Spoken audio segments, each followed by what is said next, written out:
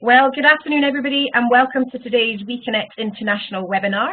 My name is Maggie Berry, and I'm the Executive Director for WEConnect International here in Europe. Thank you very much for joining us this afternoon for today's webinar, which is Leading and Working in Multicultural Teams. This session is being presented by Christina Kwok, a global leadership coach and owner of Cross-Cultural Synergies, a WEConnect International women-owned business based in Switzerland. The purpose of this webinar is to explore varying approaches to work and conflict resolution that impact productivity and trust when working with people from diverse backgrounds.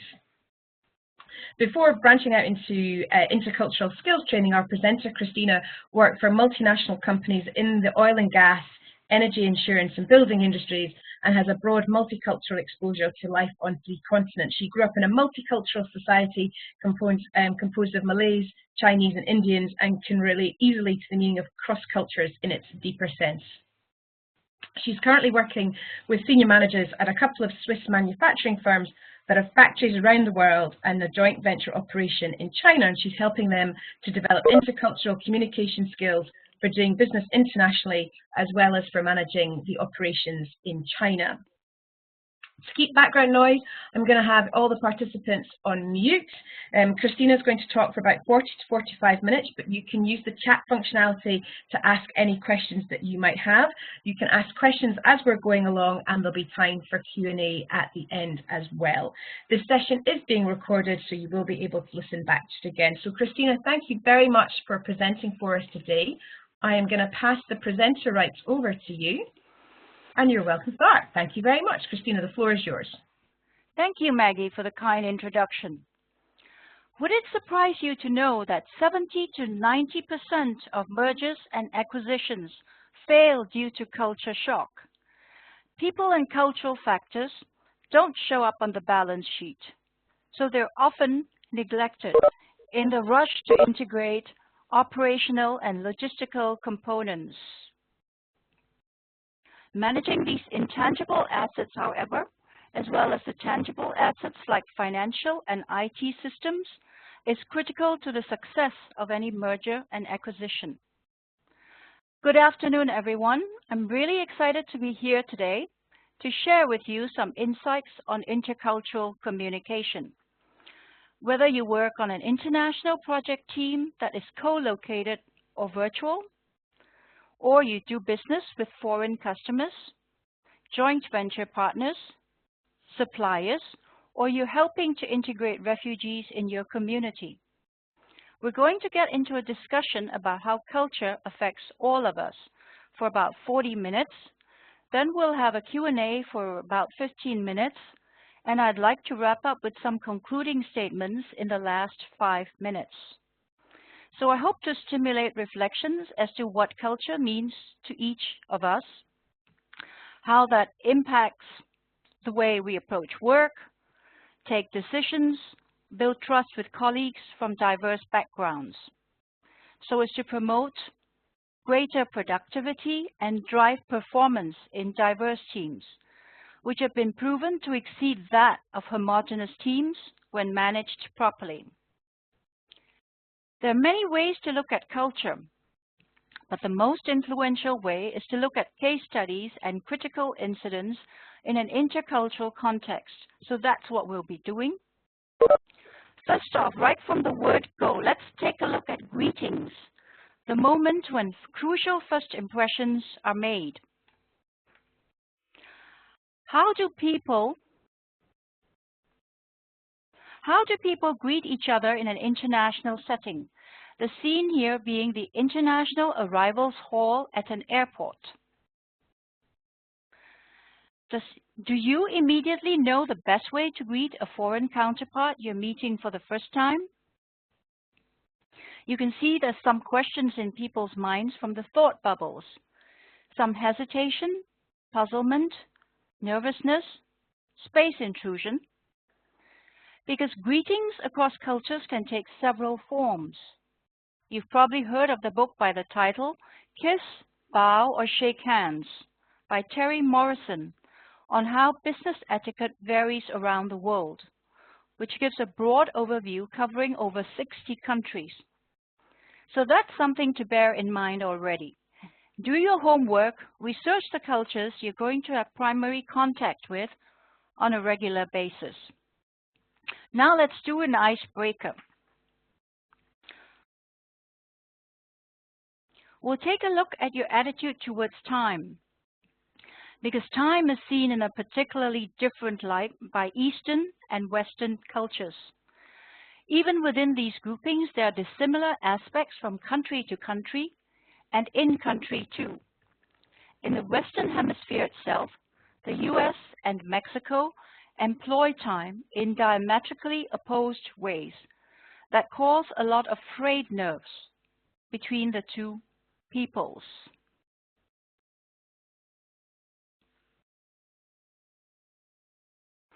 If I were to ask you to take a piece of paper, draw 3 circles on it, 1 circle represents the past, 1 the present, and the last one the future, how would you draw them? All the same size or different sizes? Depends on the degree of importance you hold for each phase of time. How would you position them?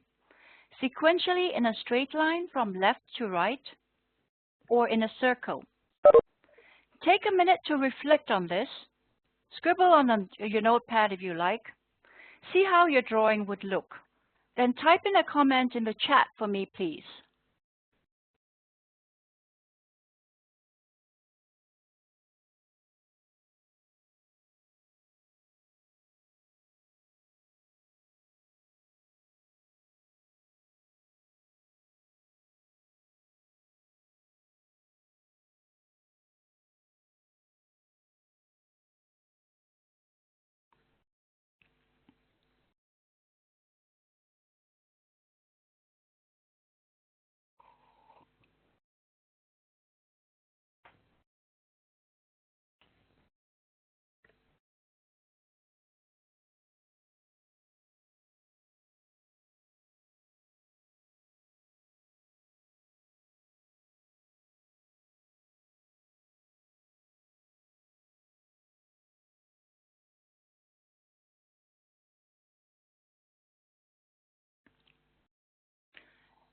Okay, I'm going to read out some of the comments.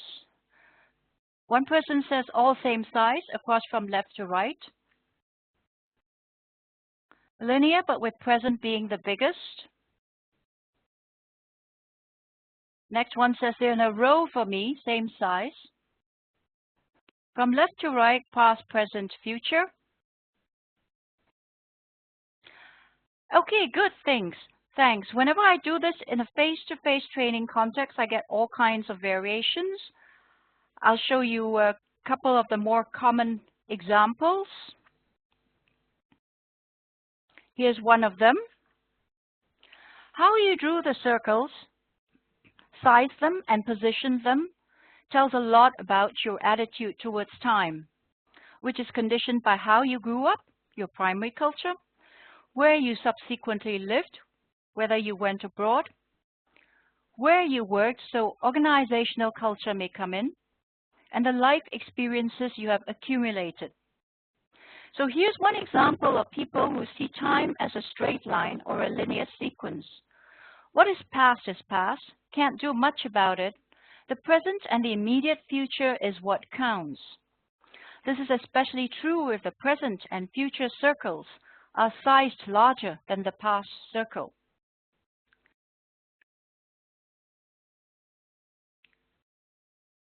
Are there more comments? Okay, no.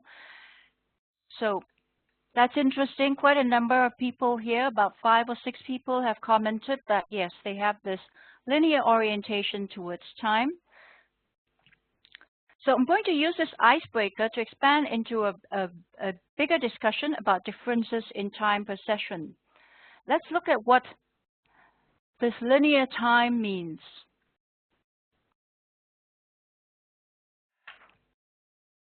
The linear flow of time is characteristic of the US as a whole.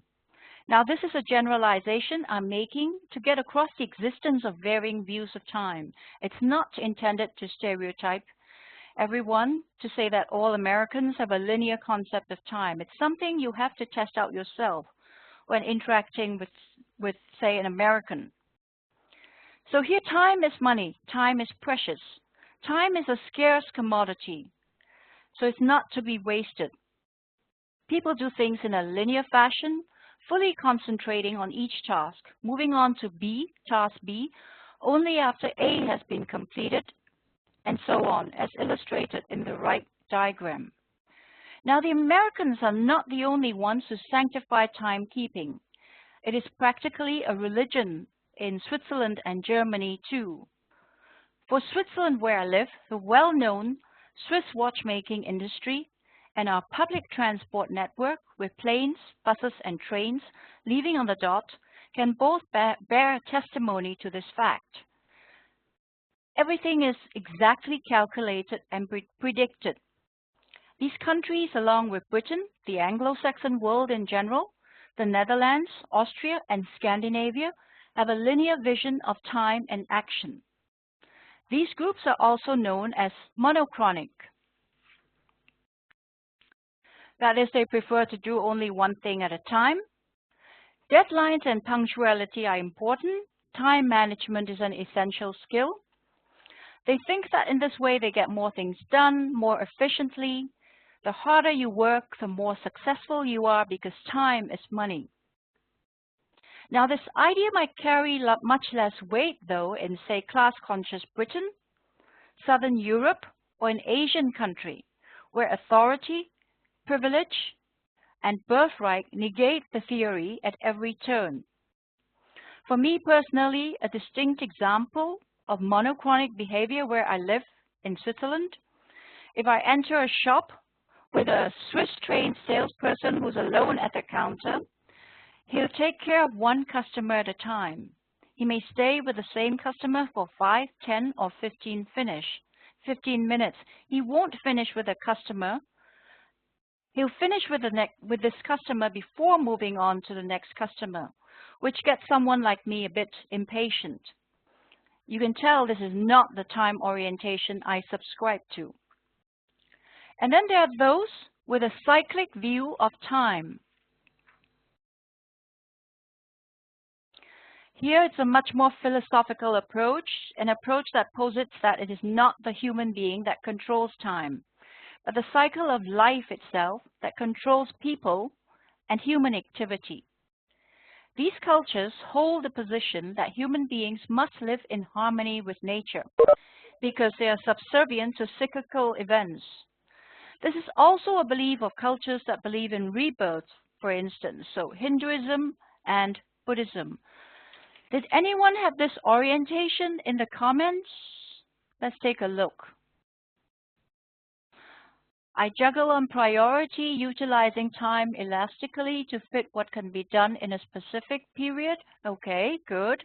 So you have a more flexible approach towards time, even if you're more on the linear orientation side. Are there any more comments?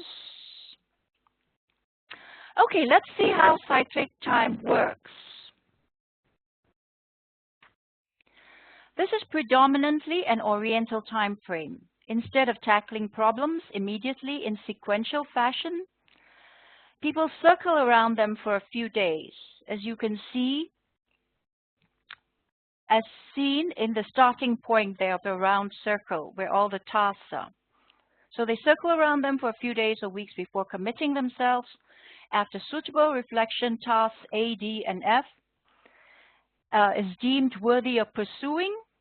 Tasks B, C, and E may be quietly dropped. Task G, which was perhaps not envisaged earlier, might become significant. For these people, each day the sun rises and sets, seasons follow one another, heavenly bodies revolve around us, people grow old and die. This cycle has gone on for 100,000 years and more. Cyclical time is not a scarce commodity. As we say in the East, when God made time, he made plenty of it. It's not surprising then that business decisions are arrived at a different way from in the West. Westerners often expect an Asian to make a quick decision or to treat a current deal on its present merits, irrespective of what happened in the past. Asians cannot do this. The past provides the context for present decisions. Thus, Asians think long-term. Unlike Americans who see time passing without decisions being made or actions performed as having been wasted. Time always comes around again, where the same opportunities, risks, and dangers will represent themselves in the future when we are wiser for it. Perhaps as proof of the veracity of the cyclical nature of time, how often do you in the West say, if I'd known then what I know now, I would never have done what I did? This is also known as polychronic time. Whoops. Time is more fluid, as I've said. Deadlines are more flexible. People do many things. They may interrupt a meeting in progress to take a phone call, welcome someone knocking at the door during the meeting. Now, this is not meant to be impolite as far as they are concerned. There's always plenty of time to do things. Relationships may be more important than rushing to meet deadlines. Now, I talked earlier about walking into a store with a Swiss-trained staff at the counter and waiting in line. On the other hand, in the Asian market that I frequent in Ehrlikon, Zurich, the Chinese counter staff there may start to entertain the next customer in line if, say, the first customer is taking time to make a decision on a recommended product, or even start to entertain the third customer if necessary to keep things going. So it gets to be a situation where everyone is being waited on at the same time, as the store doesn't want to risk customers. Something the Swiss don't seem overly concerned with. They will take as much time as is needed to serve each and every customer to the best of their ability. So here it gets a bit paradoxical. It's almost as if time stands still, those important moments of customer service. No rush to move on. So I think you can imagine that when you're working with cultures with a different perception of time from you, you'll need to take their preferences into account, accommodate, build bridges, or you'll be continually frustrated and even get into conflicts that stop work from getting done.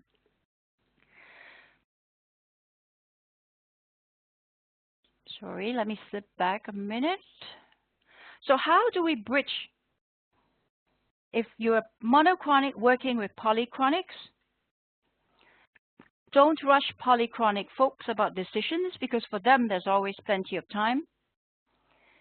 Consider giving work with important deadlines to monochronics on your team, or work that requires intense concentration to make sure it gets done on time to quality standards. Give work maybe with less urgent deadlines to polychronics. Develop relationships to help drive teams towards meeting schedules and deadlines, especially important if your team is virtual. Show each team member the value of their contribution to the team's success. In a virtual team, try to meet occasionally face-to-face to develop rapport, or at least in video conferences where you can see each other's faces.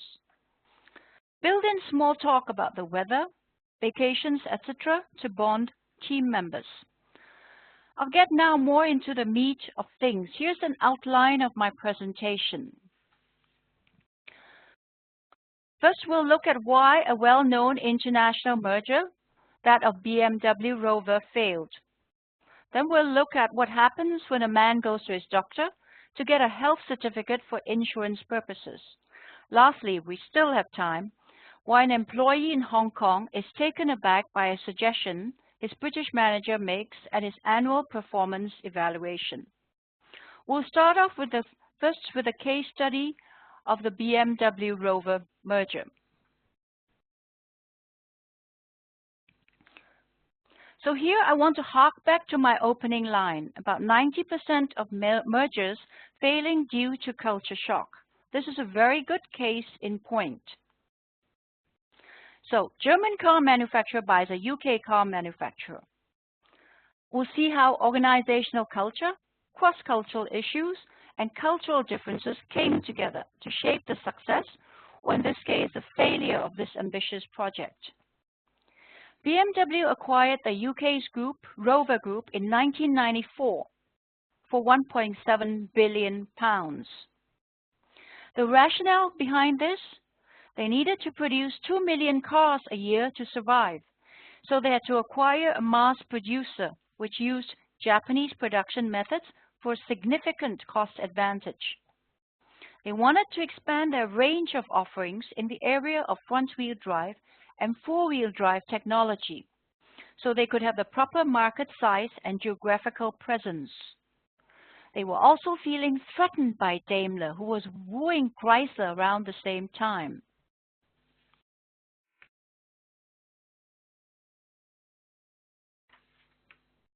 Sorry, I'll just cut back here for a minute. Some of the reasons for the failure: lack of proper planning, pre-merger planning, so proper due diligence, analyzing potential benefits, common grounds, recognizing differences between both companies, and then post-merger planning, which led to a failed integration process and demoralized workers.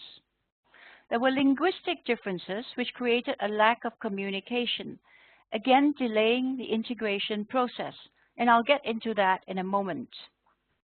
But first, there were substantial differences between the two business cultures of BMW and Rover. Germans are more direct, low context in communication style. The British are less direct and more high context. German management style is more hierarchical and conservative. Rover management style is more laid back. Meeting styles are more formal in a German company than in a British company.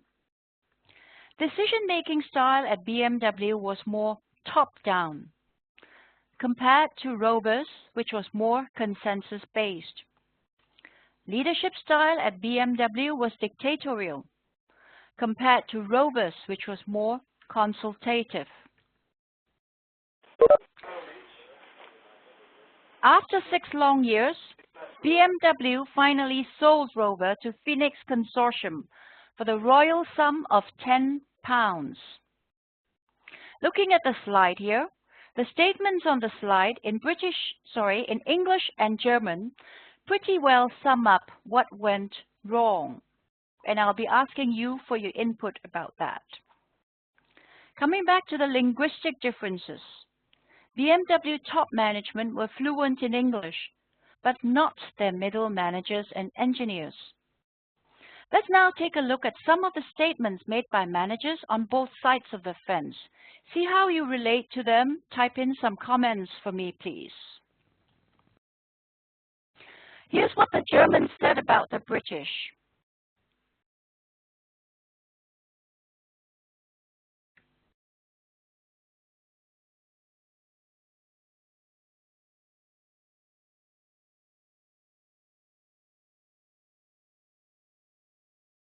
Can I have some reactions from the audience? If you could type in chat, if you've had a similar experience of working with British, or you're German yourself, can you relate to what your countrymen are saying, or give an example?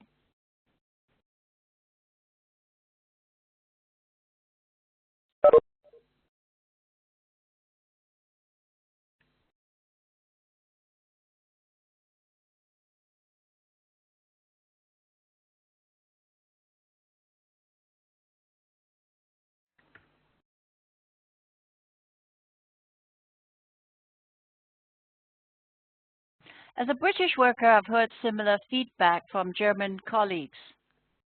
Thank you.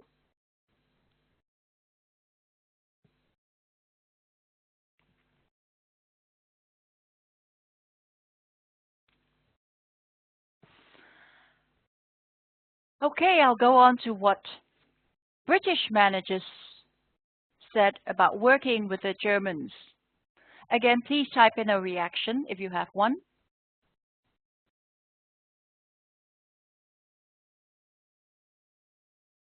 Here another comment from a participant: makes me laugh as it's familiar. That's quite an interesting idea. It's to be damned in UK.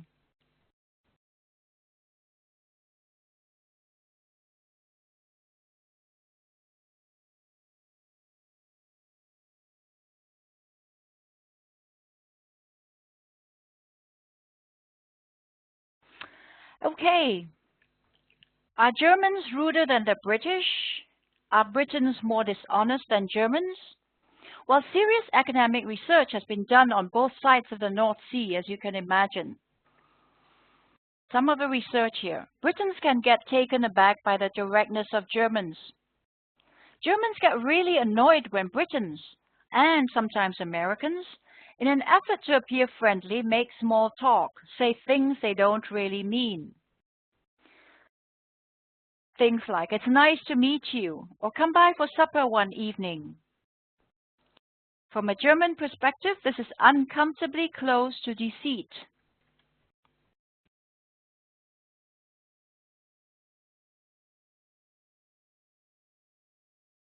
Okay, I was just trying to read. Germans can come across as rude and abrupt to Brits. Thank you. Not saying please is one thing, or using conditional constructions to say things in a more polite manner.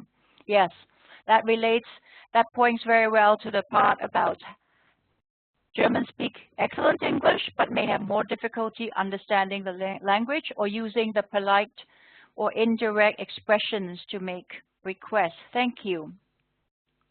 Now, the gap between German directness and British indirectness is the source of much miscommunication and gets in the way of building trust and rapport between important business partners. There are many documented cases where the British understate a very serious problem with phrases like, there seem to be one or two problems here, or there seems to be a little bit of an issue with this. British Airways pilot Eric Moody in 1982, after flying through a cloud of volcanic ash over Indonesia, announced over the PA system, "Ladies and gentlemen, this is your captain speaking.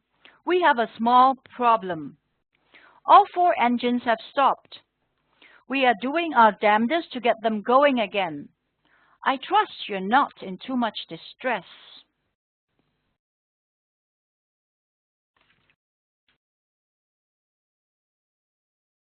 Another comment here. As a Brit, I know that I find it hard to know what others really mean.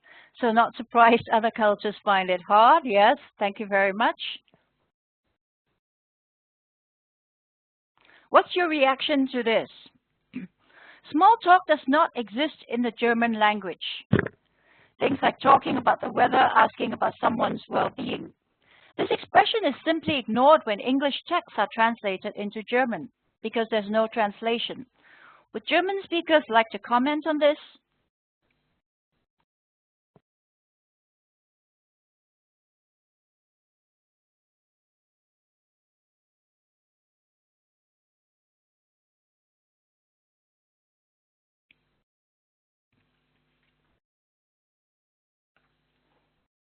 Let's go on to the bridging differences. If there are some comments that come out in a bit, I'll read them afterwards.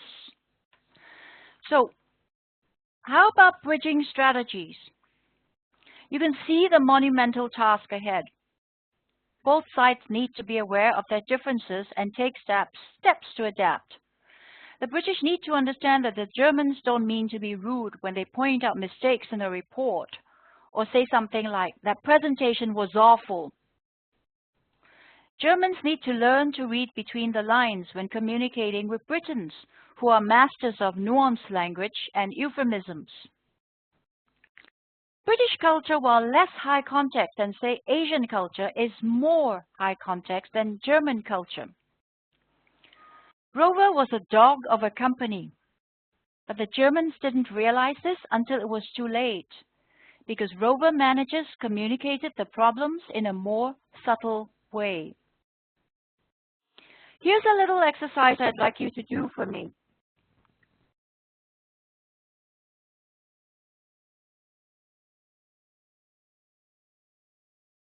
First of all, I've been making statements like Americans are monochronic, Chinese are polychronic.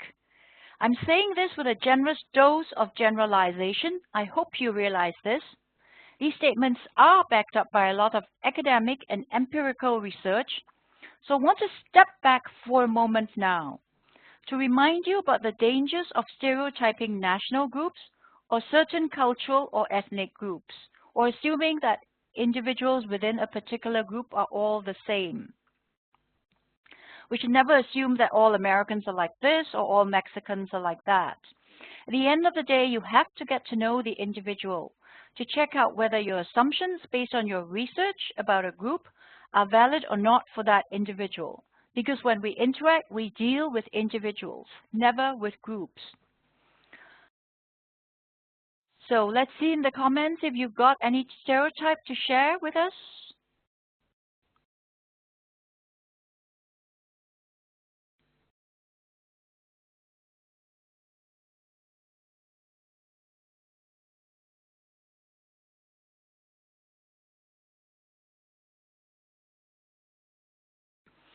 Okay, I'll move on in case you can feel free to continue typing.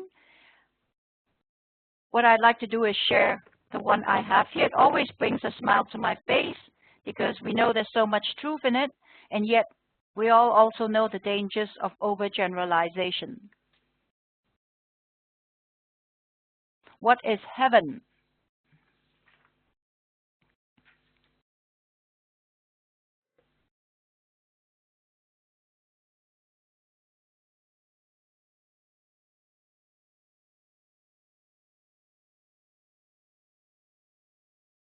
Most of you have probably seen this before. And what is hell?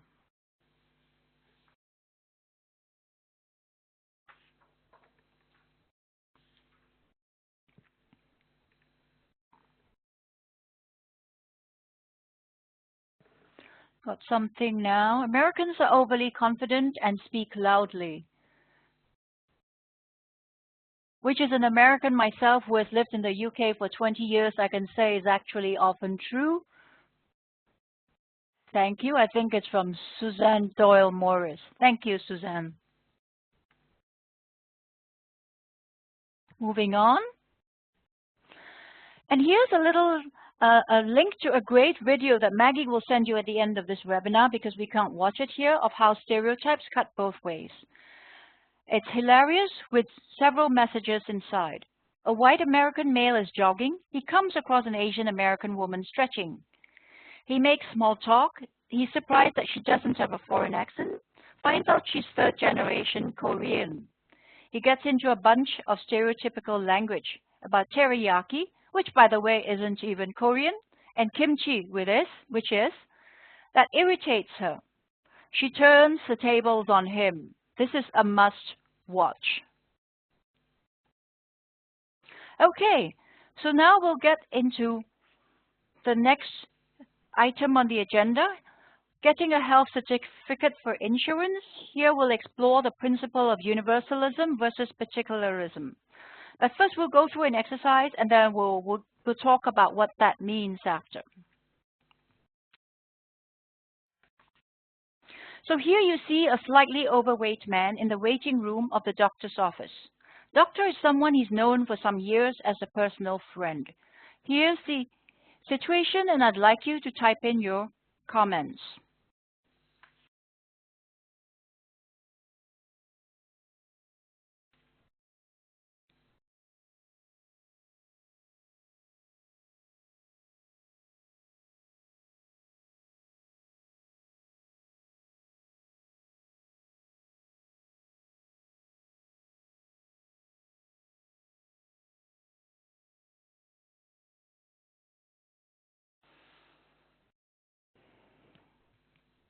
So what I'd like you to do is if you could type in the chat box. For the first question, what right does your friend have to expect you to tone down your doubts in his favor? Type A, B, or C for the first question. And for the second question, would you help your friend in view of the obligations you feel towards your insurance company and your friend? Yes or no. So give me a letter A, B, or C, and then put comma and put yes or no for the second question.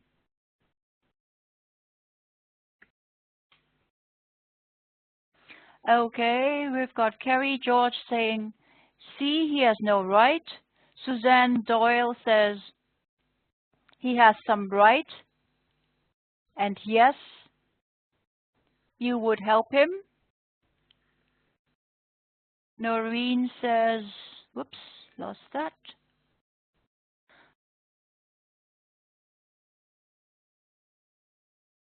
Yes, Help your friend means, yeah, effectively you would be telling a white lie or a not so white lie to the insurance company, Richard. You would help your friend, Wendy says. Trying to learn how to navigate in the chat box. It feels awkward, Noreen says, but see, no right and no. Okay, that's very universalist. Explain what that means. Just scrolling through a bit more. Bunch of people said no, they wouldn't help their friend. C and E from Sally. No right and no, she wouldn't help. Thank you. Let's take a look at the worldwide survey results. This was an interview exercise carried out by Fons Trompenaar, who is a very well-known, a giant in the field of intercultural research. Switzerland, Canada, and Scandinavian countries lead the pack with 60 to 70% of respondents who would not tone down their doubts in favor of a friend.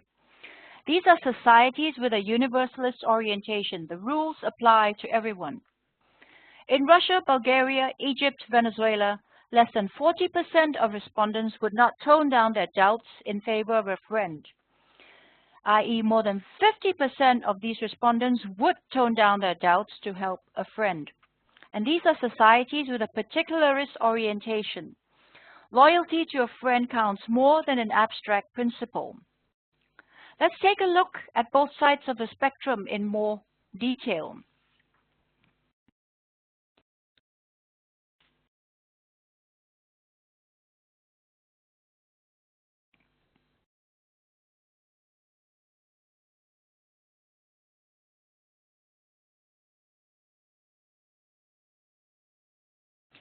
So it's about how a society applies rules of morals and ethics.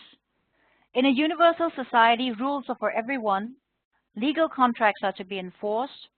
A trustworthy person honors their word or contract. There is only one truth. Truth should trump loyalty. In a particularist society, relationships and circumstances in a specific situation help to decide what is right. We have special obligations to people we know, so focusing on the exceptional nature of present circumstances. Not every situation or person is the same. The next slide shows you which parts of the world have which orientation.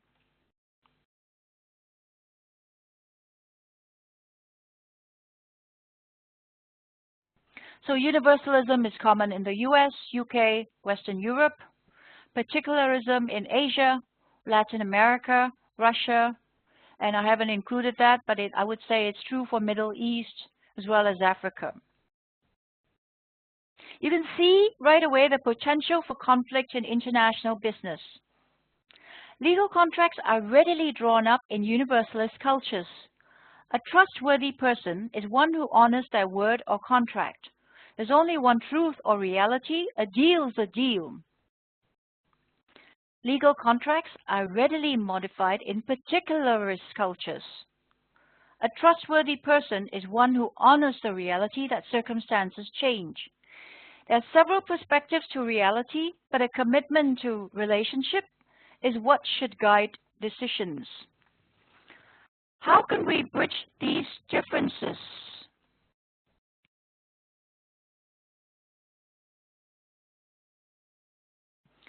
If you're a universalist dealing with a particularist, so let's say an American going to work in China, you need to slow down. Do not assume what you see is corrupt or unethical. If you're a particularist, so say a Filipino going to work in America, remember to keep promises. Going into more specifics, whoops, sorry. Oh dear. As a universalist dealing with a particularist, you want to build relationships, highlight the important rules and policies that must be followed. Try to link it back to relationship orientation rather than just arbitrarily talking about it as a set of rules that must be followed. Learn to be flexible. As a particularist, dealing with a universalist, keep in mind that it's important to follow through and be consistent, because that's synonymous with trust and integrity. Trust is built primarily on these kinds of behaviors, not just from simply having a relationship. And if you're bending a rule or a policy, make a clear case for it based on another value or truth that it supports. This helps universalists see that you're linking it back to something that seems to have a precedent. Be sure to point out that it's not just that you need room for flexibility or that the relationship requires it, but rather it's about you wanting to be consistent. Now, there's thousands of years behind the thinking and behaviors represented in these values on both sides of the spectrum. So, and each dimension is pretty foreign to the other side. Maggie, do we have time to look at this too, or should I forge on ahead to Q&A? Christina, hi, we've got about 15 minutes to go, so okay, right. If you want to move to the Q&A, that's fine. Yes, I think I'll do that. Okay, thanks. So, coming to the Q&A, there were some questions on Eventbrite. I'm just going to pull them out.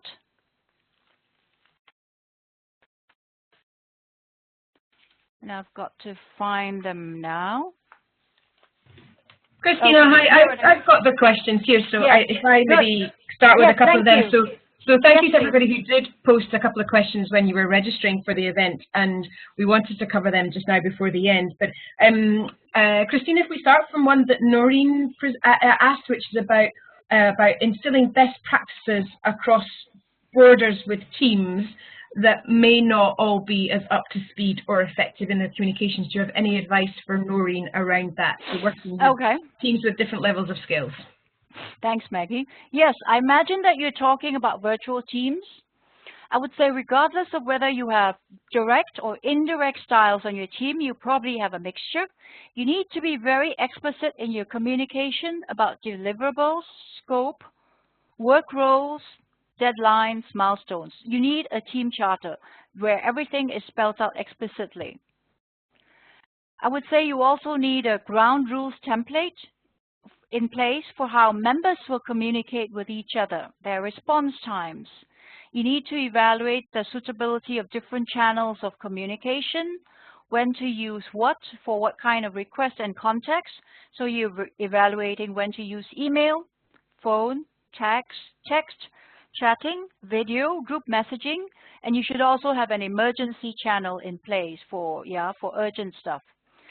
You need to talk about how meetings will be organized. You have to take time zones into account.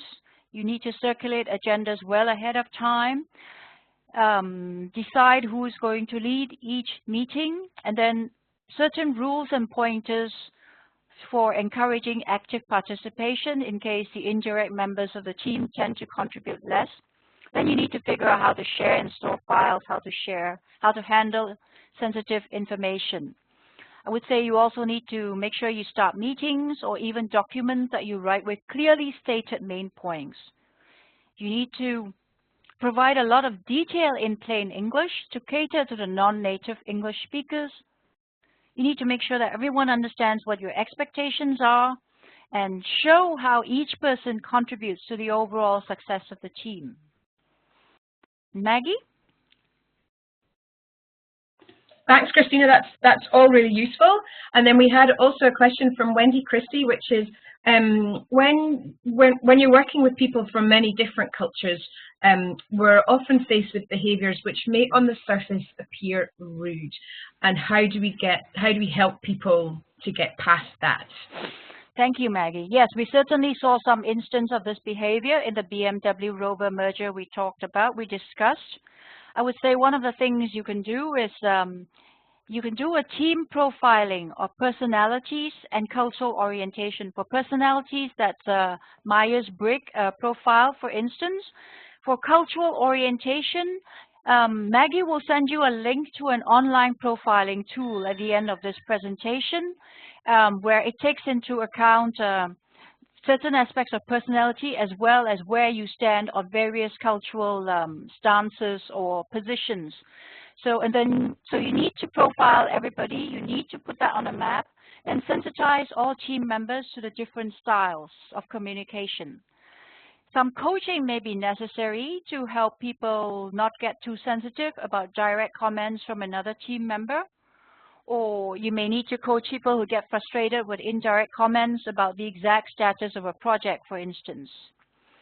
I would say you also need a team review workshop to talk about different styles of communication, different approaches to work.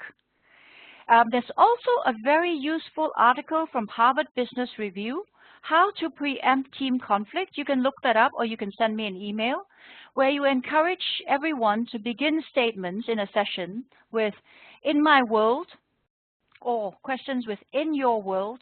And some of the things that come out are things like, what is most important, directness or harmony?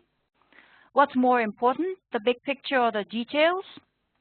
What emotions, positive and negative, are acceptable and unacceptable to display in a business context? So yeah, you could that would cover a lot of things, friction that might exist in the behavior of team members. The rationale here is that early discussions should touch not only on the risks of venting, but also on the danger of bottling things up too much. So you need to have open discussions and come up with ways to disagree productively. Maggie?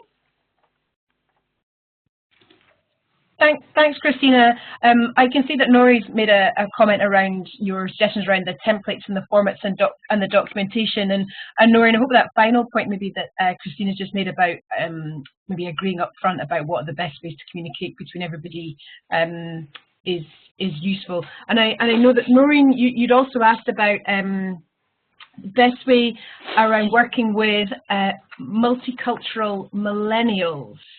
So, Christina, have you got any comments on multicultural millennials Okay, and working with them successfully? Yeah. I don't know if this is in Britain or in the US. You need to know how connected these millennials are to their parents' culture and to their home countries.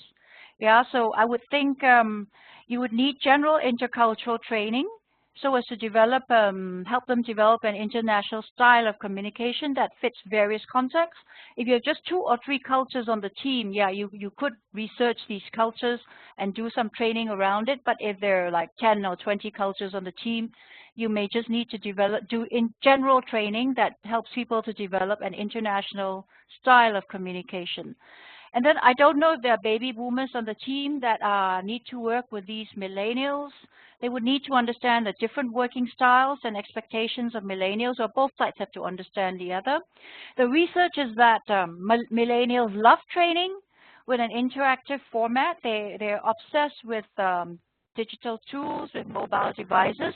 They thirst for knowledge. They hunger for feedback.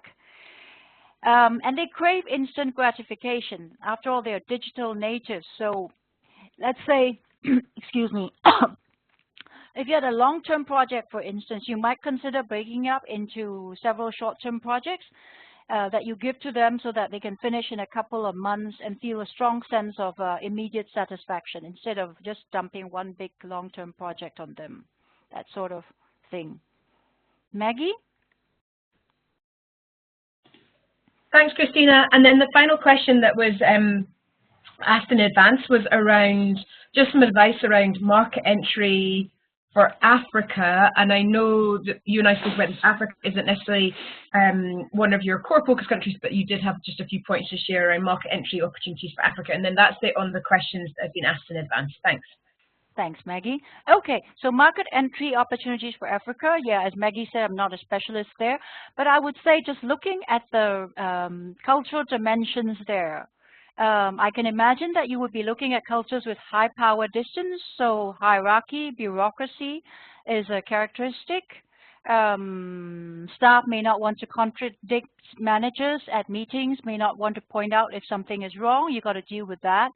There is the issue of group orientation or collectivism as opposed to individualism.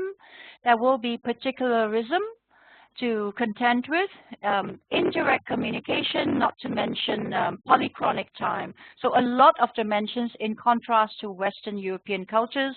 We've touched on about 2 or 3 dimensions in this presentation here. There are actually about 10 cultural dimensions that differentiate, I would say, the US, Western Europe, Northern Europe cultures, other English-speaking cultures from the rest of the world. So yeah, you have that on your plate. Okay, all right. So let's see if there are a couple more questions. If there's time, is it possible to look at the employee appraisal? Yeah, there may be. Okay, because I only need now about 5 minutes to summarize. We may go over a couple of minutes, but we started a bit late. So yes, I would be happy to do that if that's all right with you, Maggie. Yep, please crack on. We've got another 6 minutes, so please do that. That'd be great. Thank you. Okay, all right. So looking at the year-end appraisal. So a British manager conducts a year-end appraisal with an employee in Hong Kong.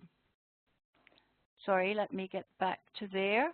So, and what the British manager did was, at the beginning of the appraisal, he asked Chow, the Hong Kong staff, can you tell me, can you reflect on how your own performance has been this whole year? And this was greeted with amazement, astonishment to say the least. His reaction was, "You're the manager. You're supposed to tell me how I did. Why would you ask me such a question? How should I know?" This manager then assures Chow that he was first interested in Chow's own opinion of how he did, and he promised that he would then share with Chow his appraisal of his performance afterwards. So what do you make of that? What's the issue here? You have type a quick comment in the chat if you want to.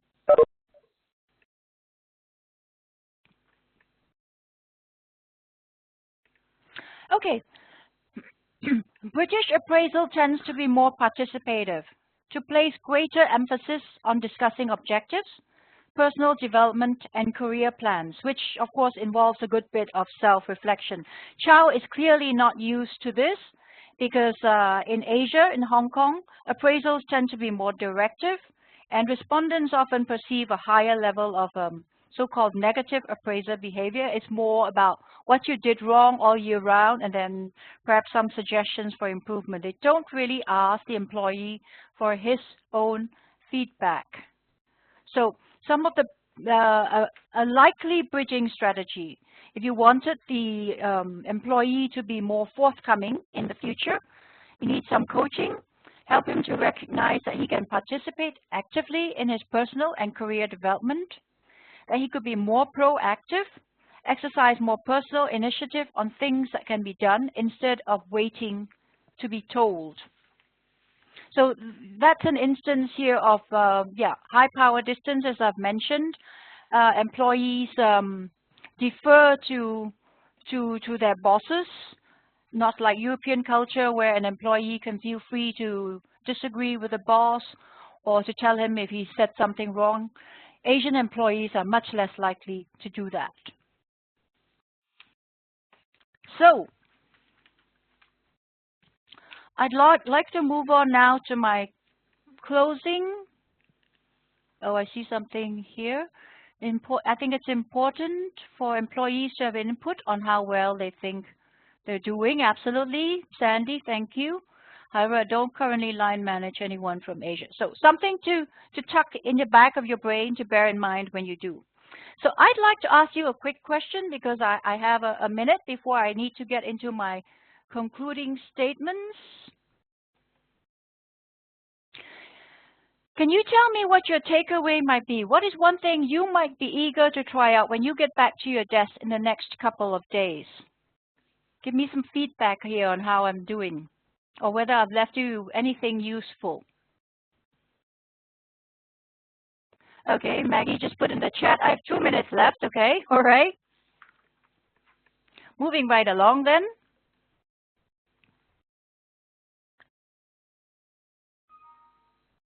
Whoops, before we get to that. So, to summarize, we've looked at the simplest situations like greeting an overseas visitor, how that can be problematic if you didn't do your research before.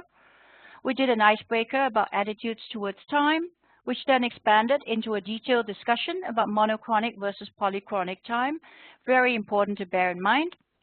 We discussed what went wrong with the BMW Rover merger, which was essentially an inability to recognize and reconcile the contrast in the two business cultures, as well as general differences in communication styles. We also looked at universalism, particularism, the fact that many cultures in Asia, Africa, Middle East do not necessarily apply the rule of law under all circumstances, but selectively depending on context, so the bridging strategy is necessary. We looked briefly at an employee appraisal in Hong Kong of a subordinate unaccustomed to exercising personal initiative, expects to be told what to be do for the most part, so some coaching is in order. Some conclusion then, advice for interacting across cultures. Don't assume sameness because we're all speaking in English.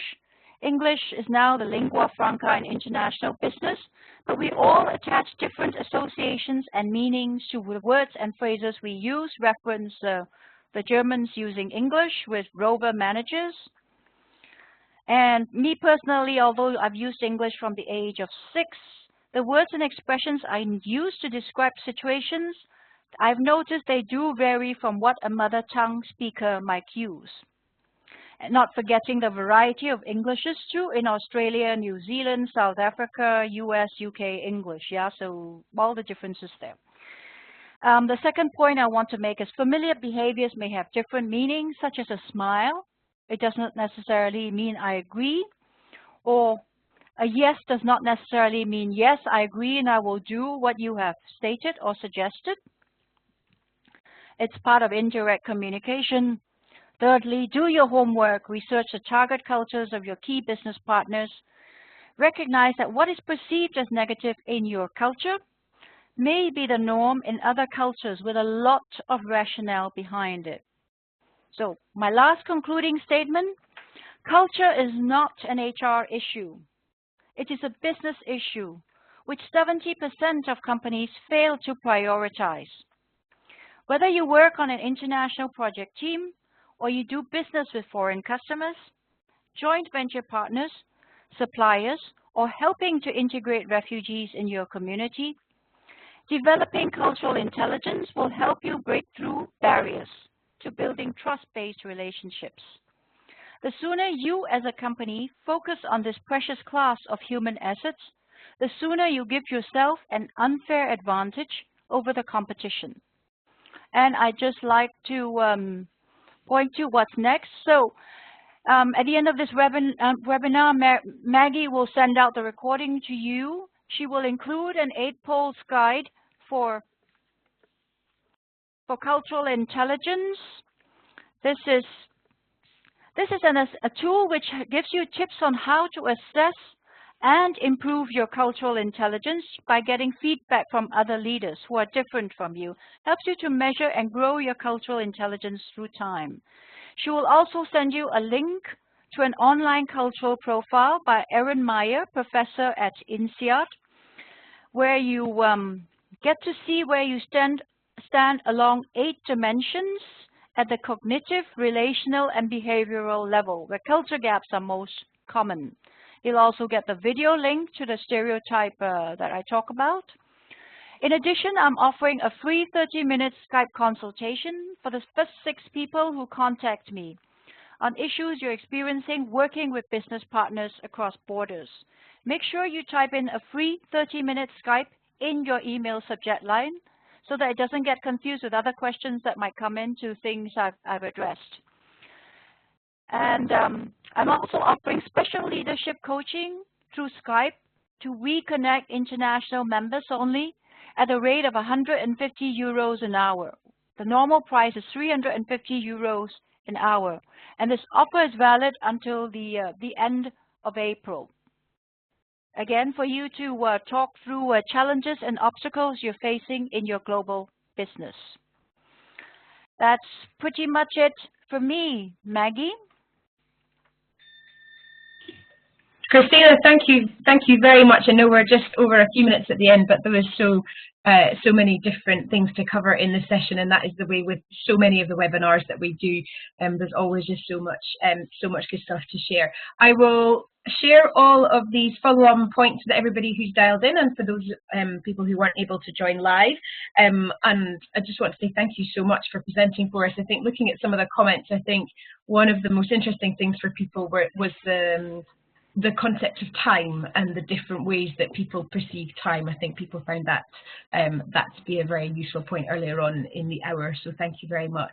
And so I will just say thank you to all of you for dialing in and for joining us live, and if you're, for those of you who are listening back, thank you for listening back and getting all the way to the end of the recording, that's great. And Christina, I will share the follow-up notes to everybody, and you'll be CC'd in that, and I'll share your contact details so people can get in touch with you directly as well. So it just leaves me to say thank you very much again to you and to everyone for joining. Yes, thank you to everyone for your active participation. Thanks very much to Maggie for arranging this, and thanks for letting me share my passion with you today. Brilliant. Thanks, Christina. Thanks, everybody. Goodbye. Okay.